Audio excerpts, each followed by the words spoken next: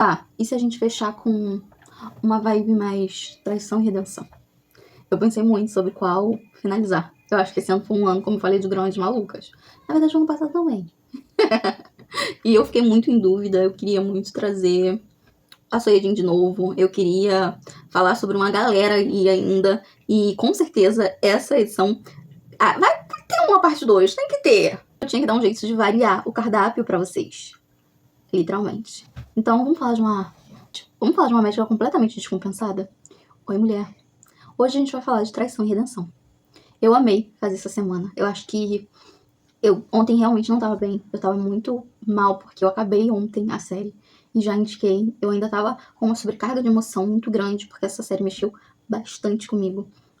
Mas, tirando isso, foi uma semana muito, muito legal. Porque eu pude dividir com vocês algumas das minhas personagens de fato favoritas. Grande parte das indicadas são grandíssimas personagens que eu acho realmente doidas, mas eu realmente sou apaixonada. Tirando a de hoje eu levo assim, sabe? Mas brincadeiras à parte, Traição e Redenção foi uma série que eu assisti meio que com o meu marido e um pouco sozinha. Ele assistiu só metade da série. E eu até entendo, porque não é uma série perfeita, sabe? Eu acho que a gente fica numa expectativa de uma grandiosidade pelo excentrismo da menina, pela maluquice mesmo. Não tem como descrever de outro jeito.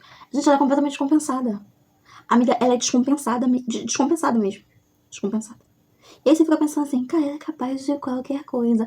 E aí eu sinto que tinha um potencial, porém, a conversa é que vai ter uma segunda temporada. Então vamos esperar pela Disney Plus. Vamos esperar. Eu acho que o fim foi um bom fim. Porém, talvez a Disney Plus queira nos surpreender trazendo uma segunda temporada. Que ao mesmo tempo também cabe. Então, vamos ver. Agora vem cá, que eu vou te convencer a dar play numa doida maluca. Essa é uma das atrizes que eu acho que tem grandíssimos papéis, tá? Eu acho que todo mundo olhando pro rosto dela vai lembrar de pelo menos um dorama muito falado, muito grande. Inclusive já tem indicação dela aqui no perfil, tá? Como a minha advogada favorita, advogada extraordinária. Só que eu acho que é do 8 a 80, tá, fia? Se você viu ela como advogada extraordinária ou um dorama de época, se eu não me engano, ela fez Rei de Porcelana. Posso estar falando besteira, porque eu não gosto de Rei de Porcelana e eu nunca vi. Eu já tentei. E eu dropei. Então, pode ser que eu não saiba exatamente o que eu estou falando. Porém, eu acho que sim. E assim, amiga, você olha pra ela assim com a cara de boa moça, e você olha aqui ela ensanguentada louca, você fala... Interessante. E eu acho que ela e o seu excentrismo levam metade da série nas costas. Mas as outras pessoas completamente absurdas que vão passando pelos episódios fazem a gente querer ficar na série. Eu juro, parece muito uma indicação duvidosa, mas, gente, é porque não tem como explicar de outra forma. É um compilado de gente excêntrica, de gente diferente, gente meio ousada e meio capaz de coisas absurdas, que você vai assistindo e vai falando, tá certo isso? É normal?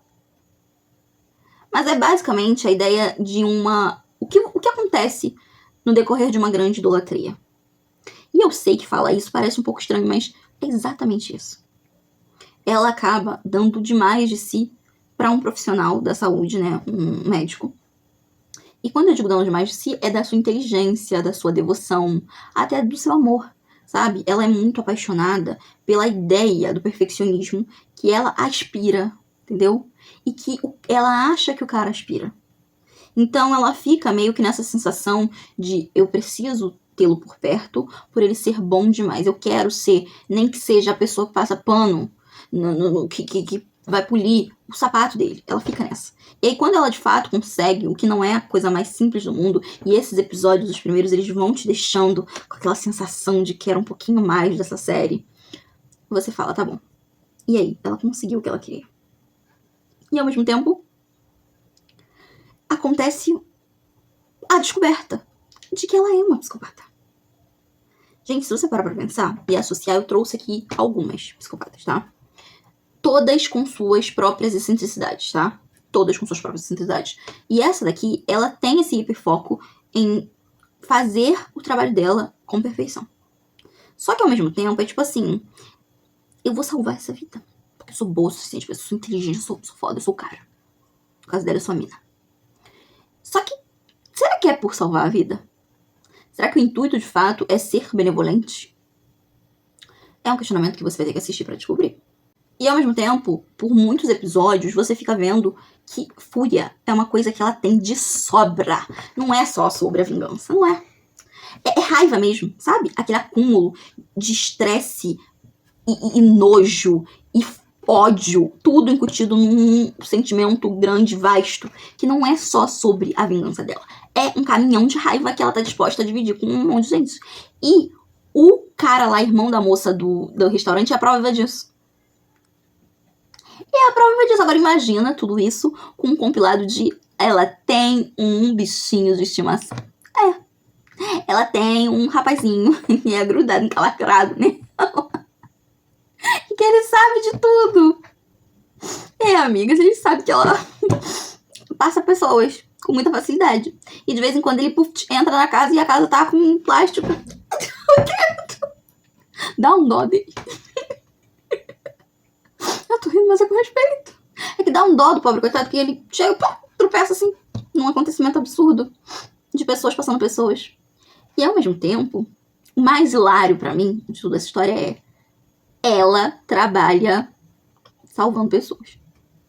A Mari, ela é médica, então, amiga, é que na realidade, no decorrer ali do início da série, acontece que ela perde o direito de exercer medicina.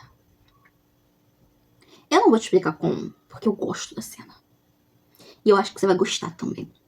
Mas ela acaba perdendo, e tudo por conta dessa idolatria dela para com esse homem, e de como esse homem gosta de manter em rédea curta as pessoas ao seu redor, tá?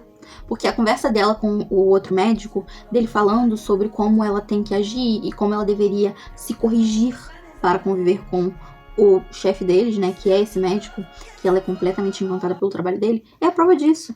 Que é tipo assim, você é boa, eu sei o quanto você é boa, mas eu quero que você seja boa no meu limite, nos meus termos. Você não vai ser só boa. Você vai ser boa do jeito que eu quero que você seja boa. E você vai ser vista exatamente como eu quero que você seja vista. E isso causa um incômodo quando a gente assiste, novamente por ser mulher. E eu acho que a graça de ter escolhido a dedo cada uma das protas que eu indiquei pra vocês é exatamente essa. Aqui nós vamos ter inúmeras situações diferentes no trabalho, no amor, na vida, nas escolhas, sobre o seu próprio corpo, sobre as suas próprias decisões pessoais, todas as protas daqui. Seja a mais louca que você consegue odiar, a mais agradável, que você acaba amando como a de louco um pelo outro, que é muito fácil de se apaixonar por aquela prota ali. Você vai acabar tendo um feedback, saindo com alguma sensação se você é mulher. É impossível, improvável que isso não aconteça com você, porque a história delas te guia pra você escolher um lado, sempre. E pra você sempre se incomodar com algum acontecimento que aconteça para com elas. E é muito louco, porque eu consigo fazer links mentais de todas essas protas. Todas.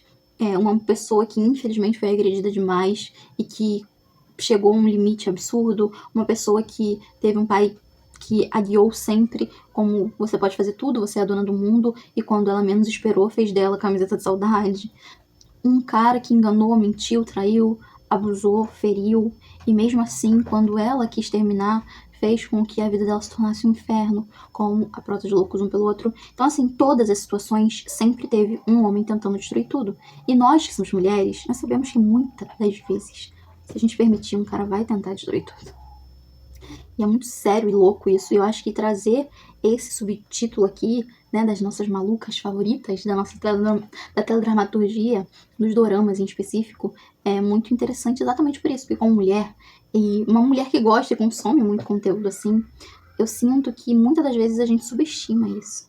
A gente acaba se prendendo muito no romance. E poder fazer um Dorama Indica uma semana que fugisse totalmente do óbvio e do clichê, e até o indicativo que teve de romance, são indicativos de romances muito mais fora da casinha, como o primeiro, onde ela é completamente louca, onde ela é narcisista, onde ela só pensa em si, e ao mesmo tempo quando ela se apaixona, ela pensa, eu vou fazer do meu jeito, e do jeito dela não dá certo, e ela precisa aprender, tal qual uma criança, como fazer.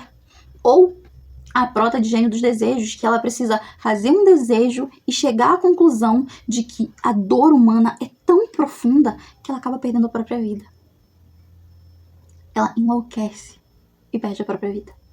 Ou a nossa prota de loucos um pelo outro, que ela sofre tanto que ela chega ao ponto de temer tudo e qualquer coisa. E ela reaprende o que é amor ao viver com uma pessoa que é tão louca quanto ela. Então aqui a gente tem inúmeras chances de ver as coisas de outras óticas. E não, gente, o romance clichê não é ruim não, né? Eu particularmente acho que é o que move os nossos corações, é o que nos ajuda a empurrar um dia ruim, é o que nos faz sorrir no fim da semana, mas a gente precisa se manter em alerta. Quando eu gravei o episódio de ontem, eu tinha milhões de coisas pra falar, mas eu não consegui, sabe? Eu me senti muito sufocada, porque é uma história que mexeu muito comigo. Mas ao mesmo tempo eu sinto que eu tentei trazer luz e ciência, o quão é difícil e sério o problema com agressão no mundo, não só no Brasil, mas no mundo todo. E hoje eu queria falar sobre essa prota, mas eu queria também ser abrangente, a história de trazer mulheres malucas e de trazer tanta diversidade dentro desse subtítulo, desse gênero, é que exatamente vocês possam ver as coisas por outras óticas e ver outras séries. Isso é a graça de acompanhar alguma coisa. Aqui a gente tem uma prota que ela passa tanto tempo idealizando um cara que ela não tem o menor interesse amoroso, ela só acha ele um gênio mesmo. E, ao mesmo tempo, isso faz com que a vida dela vá a nada. E quando a vida dela vai a nada, ele reaparece, doente e precisando dela. E aí, você ajudaria? Tá, mas e se houvesse uma moeda de troca? E se essa moeda de troca pudesse literalmente mudar tudo? Eu te devolvo o direito de voltar a ser uma cirurgiã.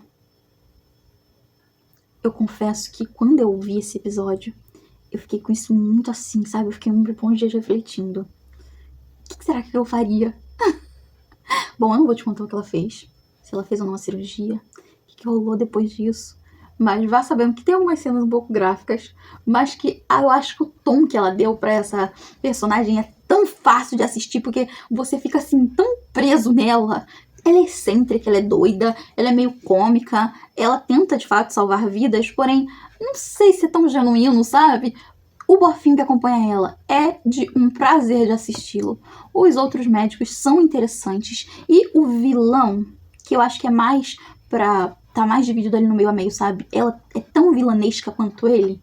Ele é mais o vilão da história dela. E todo mundo é o vilão da história de alguém. E a gente vai assistindo episódio por episódio e sentindo cada vez mais isso. Ele também dá bastante raiva. E quando você vê, você acha bem interessante. Fica aí a minha indicação, Traição e Redenção. E todas as outras doidas que foram lhes apresentados nos últimos dias são indicações mais que genuínas. Eu lhes trouxe 7 primores e exemplos de mulheres completamente malucas. E você que já foi chamada de maluca na sua vida, meu amor, só encara. Isso é coisa de homem que não sabe o que quer, não sabe como tratar alguém e acaba tentando diminuir ou menosprezar. Sinceramente, eu acho que isso é até um elogio. Eu particularmente não ligo de ser chamada carinhosamente de maluca. Eu espero de fato que vocês tenham gostado das 7 indicações. Eu sou completamente encantada por esse subtítulo de fato. Eu gostei de indicar cada um, eu gostei de assistir cada um e eu espero que vocês realmente os vejam. Um beijo no seu coração, mulher.